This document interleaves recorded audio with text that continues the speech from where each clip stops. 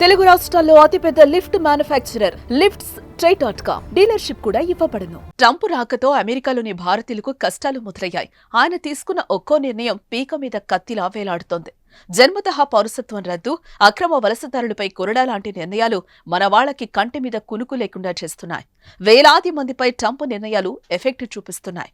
జన్మతః పౌరసత్వం రద్దుపై న్యాయస్థానం నిర్ణయం కాస్త ఊరటనిచ్చినా వీసా నిబంధనలను కఠినం చేస్తామనే ట్రంప్ ప్రకటన భారతీయ విద్యార్థులను కష్టాల్లోకి నెట్టేసింది. వారికి ఉపాధిని దూరం చేస్తోంది.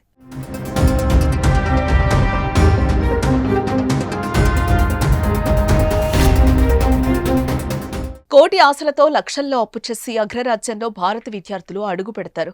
ఒకవైపు చదువుకుంటూనే ఆర్థిక అవసరాల కోసం అక్కడే పార్ట్ టైం ఉద్యోగాలు చేస్తూ ఉంటారు.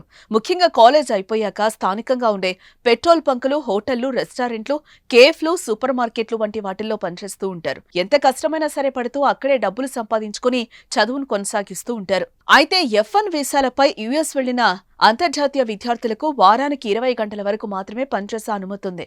కానీ ఖర్చులు ఎక్కువగా ఉండడంతో విదేశీ విద్యార్థులు, ముఖ్యంగా భారతీయ విద్యార్థులు మరిన్ని ఎక్కువ గంటలు పనిచేస్తూ ఆర్థికంగా నిలదొక్కుంటున్నారు. వారికి బైడెన్ ఉన్నంత వరకు ఎలాంటి కష్టాలు రాలేదు. ఎప్పుడైతే ట్రంప్ వచ్చారో పరిస్థితి మొత్తం మారిపోయింది.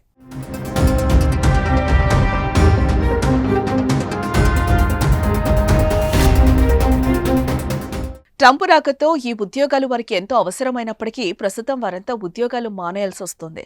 దానికి కారణం అనధికార పనిదినాలపై ఇమిగ్రేషన్ అధికారులు కఠినంగా వ్యవహరించటమే. విదేశీ విద్యార్థులు ఇలా పనిచేస్తూ పట్టుబడితే ఇమిగ్రేషన్ అధికారులు వారి స్టూడెంట్ వీసా రద్దు చేసి స్వదేశానికి పంపిస్తారు. ఆ తర్వాత మళ్లీ విద్యార్థిగా అమెరికాలో అడుగుపెట్టే అవకాశం ఉండదు. అందుకే ఎక్కడ తాము స్వదేశాలకు తిరిగి వెళ్లిపోవాల్సి వస్తుందోననే పార్ట్ టైం ఉద్యోగాలు మానేసేస్తున్నారు.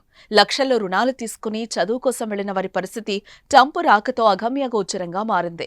నెలవారీ ఖర్చులకు పార్ట్ టైం జాబులు లేకపోతే వారి పరిస్థితి మరింత దారుణం. ఈ నెల 20న అమెరికా అధ్యక్షుడిగా ప్రమాణ స్వీకారం చేసిన ట్రంప్ అక్రమ వలసదారులను దేశం నుంచి బహిష్కరించే ఉత్తర్వులపై సంతకం చేశారు. మరీ ముఖ్యంగా అక్రమ వలసలు ఎక్కువగా సాగుతున్న అమెరికా మెక్సికో బోర్డర్లో నేషనల్ ఎమర్జెన్సీ ప్రకటించారు. అక్రమ వలసదారులు లక్షలాది మంది గత 4 ఏళ్లలో దేశంలోకొచ్చి చట్ట వ్యతిరేక కార్యక్రమాలకు పాల్పడుతున్నట్లు ఆ ఆర్డర్ జారీ చేశారు. దీంతో అక్రమ వలసదారులు ఏరివేత కూడా ప్రారంభమైంది. డొనాల్డ్ ట్రంప్ ఆదేశాల మేరకు అమెరికా వ్యాప్తంగా 538 మంది అక్రమ వలసదారులను ఆ దేశ పోలీసులు అరెస్టు చేశారు. అలాగే వందలాది మంది అక్రమ వలసదారులను దేశం నుంచి బహిష్కరించారు. సైనిక విమానాల్లో వారిని దేశం నుంచి బయటకు పంపించేశారు.